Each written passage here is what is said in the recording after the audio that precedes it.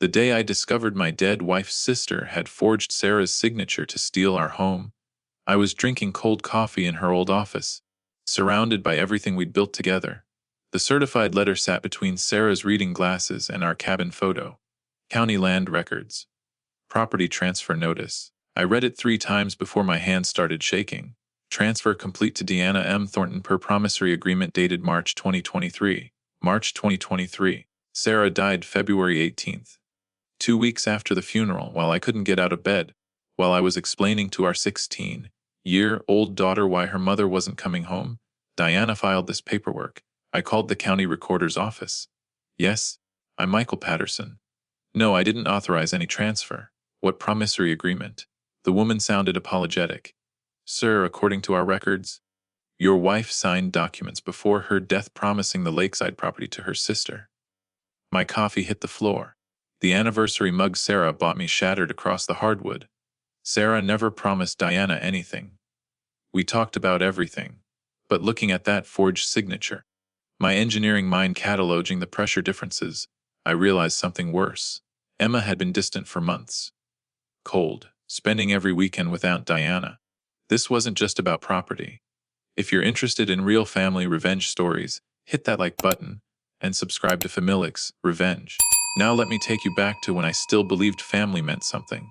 I'm a civil engineer. I build bridges. I understand stress points, load calculations, structural integrity. I thought I understood people too. My name is Michael Patterson. 51 years old. Widowed 2 years ago when my wife Sarah died of cancer after a brutal 2-year battle. We'd been married 25 years. Met when I was 24 during a bridge inspection project. She brought me coffee on the coldest morning of the year and asked if I'd rather have hot chocolate. We married at 26. Had our daughter Emma when I was 35. I semi-retired when Sarah got diagnosed, became her full-time caretaker.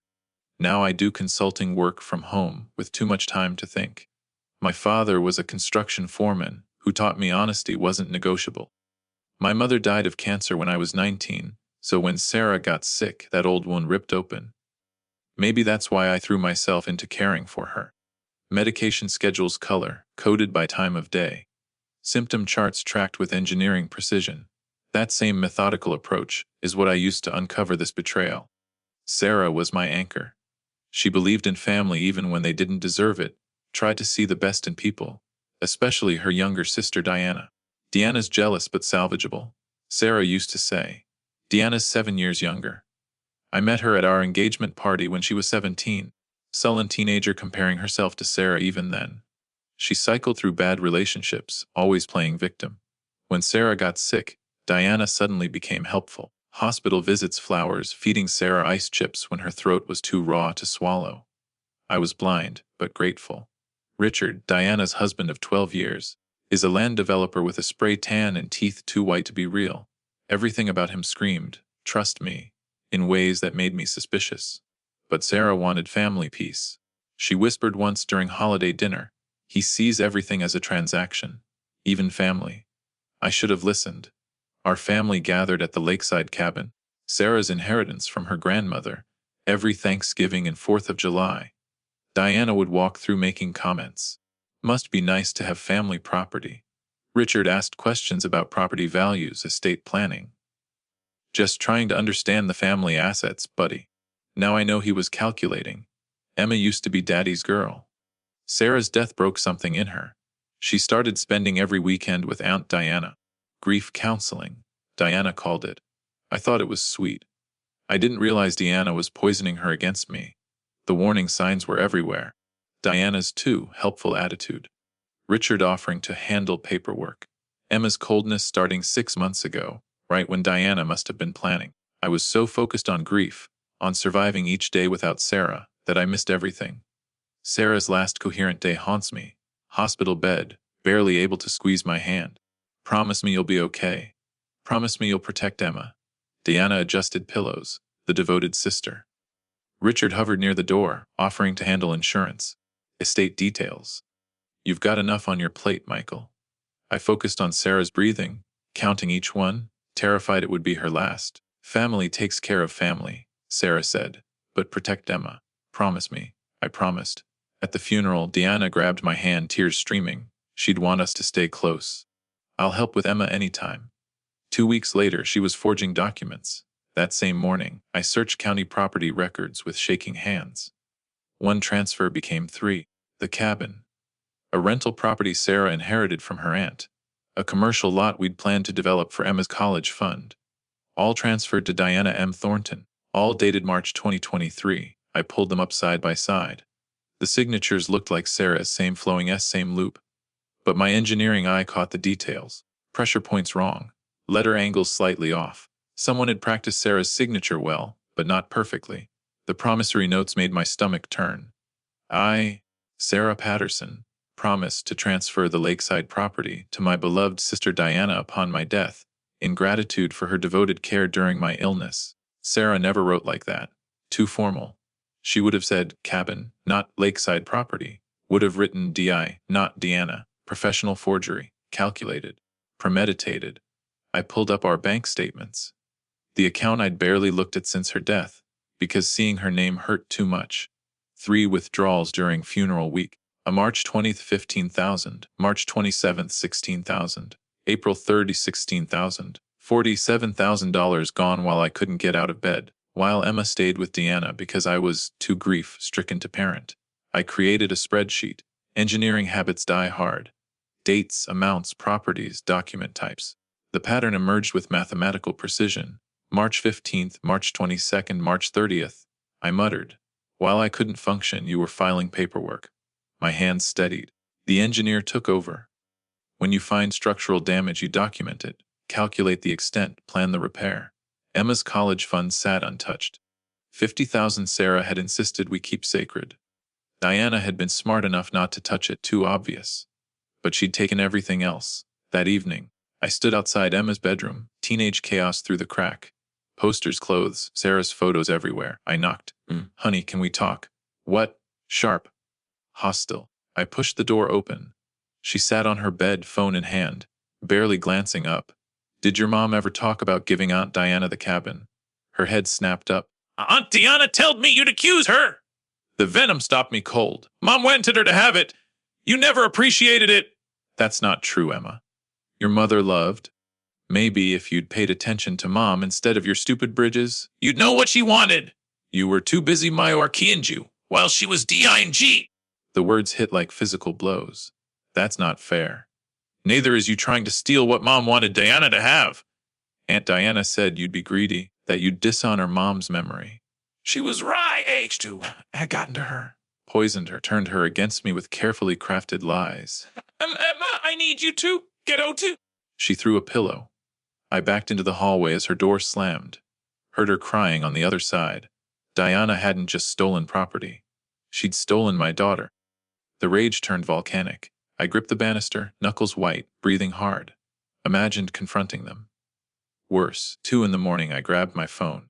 Called Robert Mitchell, our family lawyer, Sarah's father's old partner. He answered on the 3rd ring, voice thick with sleep.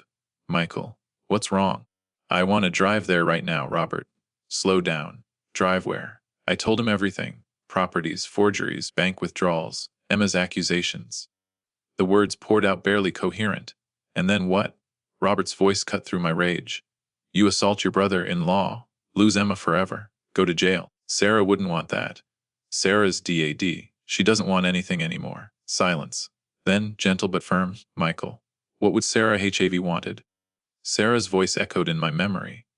Years ago, when Diana tried claiming their mother promised her jewelry. People who do wrong eventually destroy themselves, Michael. Sometimes they just need a little push.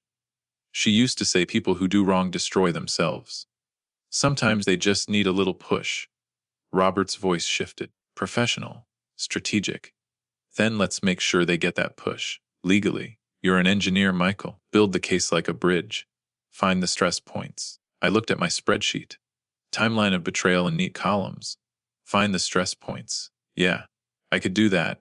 Robert's law office smelled like old books and coffee. Morning sun through windows as he examined the forged documents under a magnifying glass. Sophisticated work. Deanna didn't do this alone. Richard, I said. Real estate background. Knows document handling. Robert nodded. I'm ordering forensic handwriting analysis. Takes weeks, but it'll stand up in court. He spread the documents across his desk. Look at these dates. March 15th, according to hospital records, Sarah was barely conscious, heavily medicated. She couldn't have had coherent conversations about property transfers. Professional forgeries require practice, time, planning. Deanna had been planning this while Sarah was still alive. I'll file for a temporary injunction, Robert said. Prevent them from selling while we build the case. I left with one thought: I needed more evidence. That night I went deep on Richard. Public records, bankruptcy filings, court documents. 2 previous bankruptcies, current liens, a divorce filing mentioning gambling, his poker buddy's LinkedIn post from 6 months ago. Some people never learn. Rich still thinks he can win back what he lost. Court records from Atlantic City. $340,000 in gambling debt. The pieces clicked. This wasn't about Diana's jealousy. Richard saw a vulnerable widow with property assets and did the math. Diana's resentment was convenient cover for financial crime. You didn't betray us because Diana wanted what Sarah had, I muttered. You betrayed us to pay off gambling debts. We were just available. I started following Richard. Felt ridiculous staking out his office, but I needed to know who I was dealing with. That's when I saw her. Richard left his office around 2. A younger woman walked out with him. Attractive, professional, confident. Their body language said everything. The way he touched her lower back. The way she leaned in. They kissed, not a friendly peck, a real kiss. I photographed them, ran her plate. Jessica Kane, real estate agent. Richard's LLC partner. Richard was cheating on Diana while using her jealousy to steal from me. If Diana knew about the affair, I said to myself, would she still protect him? Or turn on him to save herself? An idea formed. Dark, calculated. I needed one more piece. Something definitive. Margaret answered her door before I finished knocking. Sarah's great aunt, 87 and sharp as a tack. I've been waiting for you, Michael. We sat in her living room. Tea service, afternoon sun through lace curtains. Sarah knew, Margaret said simply. About Diana, about the jealousy. She pulled out a small digital recorder. I record family conversations. Old habit. People lie about what was said. Recording devices don't. She pressed play. Sarah's voice filled the room, weak but clear. The voice I'd heard every day for 25 years. Aunt Margaret. If Diana ever tries to claim I promised her anything, property, money, anything, she's lying. She's always been jealous. She did this same thing with Mom's jewelry. It's a pattern. Margaret's voicey. You want me to tell Michael? Not unless necessary. I love my sister despite everything. But protect Michael and Emma if she tries anything. Promise me. I promise, sweetheart. The recording stopped. Hearing her voice after 18 months gutted me. Tears ran down my face. Why didn't you tell me sooner? Because Diana hadn't acted yet. When your lawsuit gets filed, you'll need this. She knew. Sarah always knew Diana's nature. Yes, Margaret said gently. And she loved her sister anyway. Hoped she'd change. She was wrong. I had everything now. Forensic evidence of forgery. Hospital records. Financial records showing Richard's desperation. Photos of his affair. And Sarah's voice from beyond the grave, predicting exactly what Diana would do. This wasn't just a legal case. This was Sarah protecting us even after death. My office became a war room. Whiteboard covered with timelines, connections, strategies. The legal route felt insufficient. Robert said 6 to 8 months. Diana could sell those properties before the injunction processed. I wanted them to truly face consequences. I stared at Sarah's photo. Her smile. That look that said she believed in me. Protect Emma, she'd said. Emma thought I was the villain. Diana had poisoned her with surgical precision. The legal case alone wouldn't fix that. Even winning every property back, Emma would still think I'd stolen from her mother's memory. I needed Diana and Richard to expose themselves. I picked up a marker. Layer 1, file the lawsuit publicly. Use Margaret's recordings. Let media pick it up. Social consequences. Layer 2, anonymous tip to Jessica about Richard's property schemes. Let her feel betrayed. She'd file her own lawsuit. Richard fighting 2 battles. Layer 3, plant evidence where Diana would find it. Photos of Richard and Jessica. Let her paranoia destroy their alliance. Layer 4, step back. Let them destroy each other through their own greed. Layer 5, let truth emerge through their implosion. Emma would see reality without me saying a word. Elegant, systematic. like identifying structural weaknesses in a bridge, also manipulation, possibly illegal, definitely unethical. Robert came by the next day. Saw my research scattered across the desk, Jessica's information, Richard's gambling debts. His expression changed. What are you planning? Just exploring angles. Don't lie to me. I've been practicing law 35 years. What are you going to do? Help karma along? That's not how karma works. And it's not legal. What's legal? I stood, anger flashing. Deanna forged my dead wife's signature. That's legal.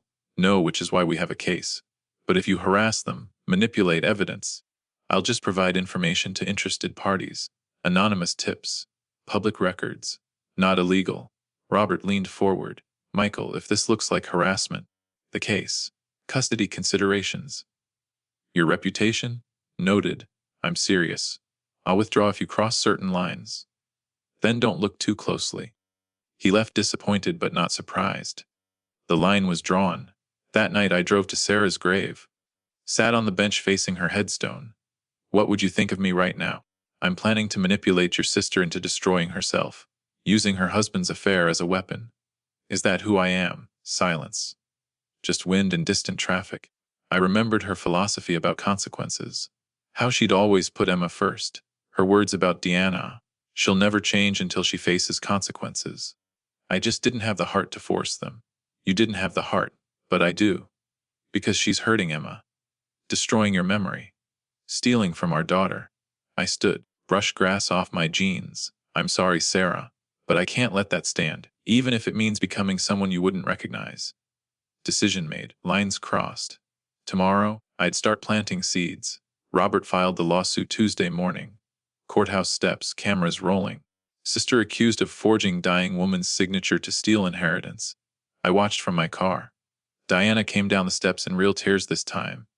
Richard stone-faced, pulling her toward their car. Reporters shouting questions. My phone buzzed. Emma, why? I didn't respond. That afternoon, I created an anonymous email. Burner phone purchased with cash. Subject, your partner is cutting you out. I attached property transfer records. Richard's name with Diana's. Property values. Transfer dates coinciding with his business troubles. Thought you should know Richard Thornton has been moving marital assets without your knowledge. Check property transfers March 2023. He's shielding money from business debts. You're getting cut out. I hit send. 3 days later, I monitored Jessica's social media. Professional smile disappeared. Post stopped. Her car at the courthouse. Friday morning, local real estate agent files partnership fraud lawsuit. Jessica claimed Richard hid assets. Used her expertise then discarded her. Owed her $180,000 plus damages. Richard was fighting 2 legal battles now. I didn't create Jessica's anger. I told myself. I just showed her where to look. Even I didn't believe that lie. The hardest part came next. Breaking into Diana's car felt like crossing a line I couldn't uncross. Evening. Gym parking lot. Diana inside for spin class, gloves on, hands shaking. 30 seconds and I was in.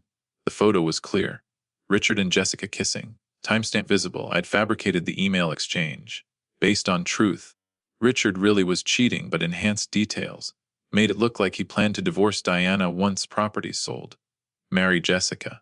Leave Diana with nothing. I tucked everything into Diana's gym bag. Sarah, I'm sorry, I whispered. But they hurt our daughter. I can't let that stand. 2 days later, past midnight, I heard the screaming from down the street. Diana's voice, shrill with rage. Richard's defensive then angry. Lights went on in neighboring houses. Who is she? Don't lie to me! Jessica Kane! Why you wanted those properties? Yeah, you said Sarah owed you. I did it for US while you were screwing Hayar! You're so jealous of your dead sister you commit fraud. You're gonna blame this on Emmy? Our signature is on those documents. Not mine. I was just the supportive husband. UCTMEUP. I protected myself. Welcome to the real world. Door slam. Car starting. Richard leaving. Deanna would call her lawyer by morning. Flip on Richard to save herself. Neither mentioned my name. Too busy destroying each other. I drove home feeling sick and satisfied and guilty and determined. Robert called the next morning. We need to talk. Now. His office felt cold.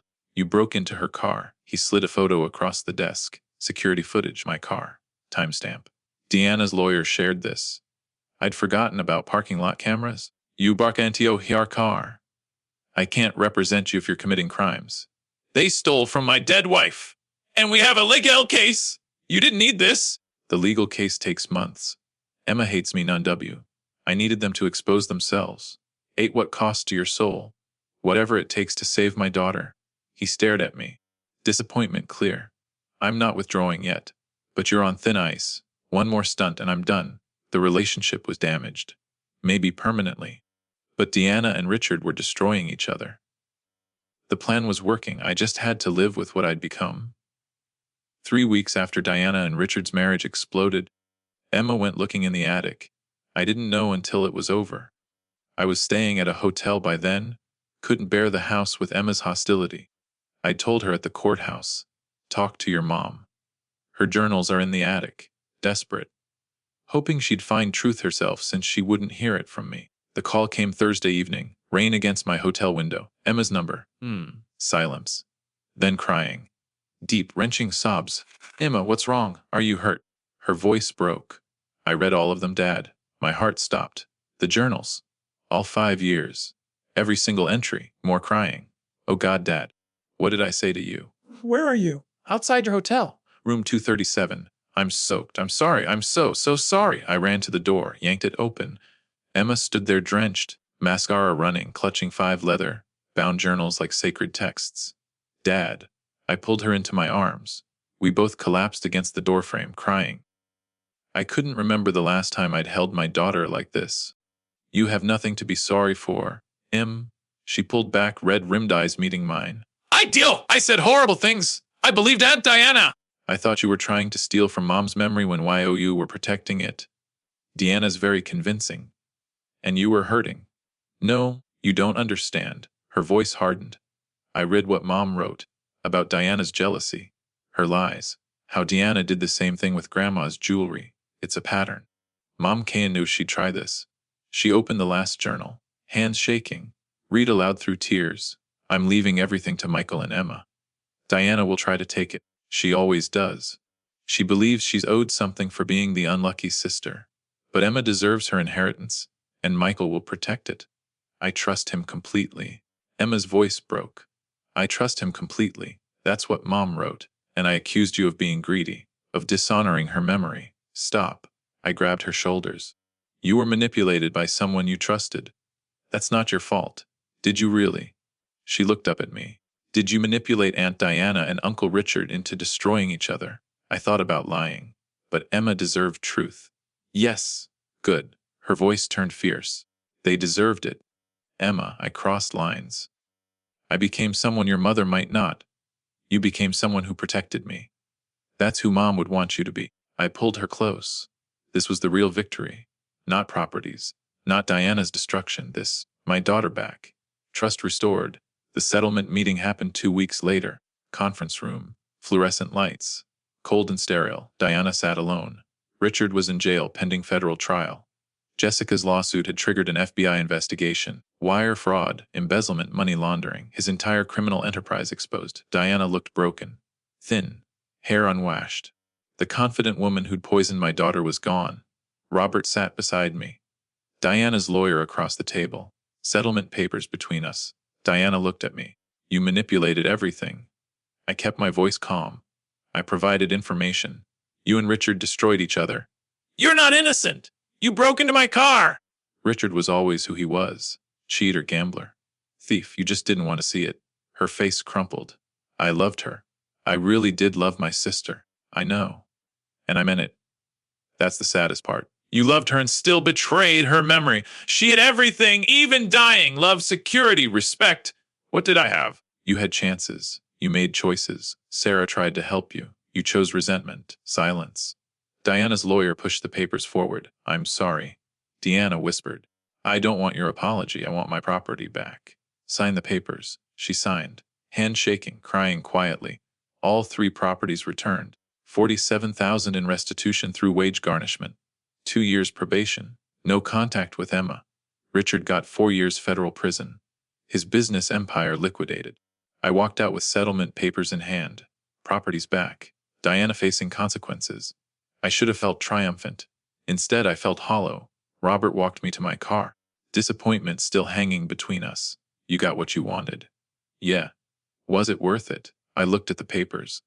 Thought about the lines I'd crossed. Ask me in a year. Emma texted. Is it over? Yeah, it's over. Come home, Dad? I started the car. Maybe redemption looked like going home to your daughter. Maybe that's all the victory that mattered. The rest, the guilt, the complexity, the person I'd become, I'd have to learn to live with. 1 year later, I sit in Sarah's old office. Still hers, but integrated into my life instead of preserved like a shrine. Her photo on the desk, my engineering blueprints beside it. People ask if I regret what I did. The truth is complicated. Do I regret protecting Emma? Never. Sarah asked me to protect our daughter, and I did. Do I regret the methods? Sometimes. Late at night when sleep won't come, breaking into Diana's car, fabricating those emails, manipulating Jessica. Those choices sit heavy in the dark hours. But would I do it again? Yes. Every single time. Because Emma knows the truth now.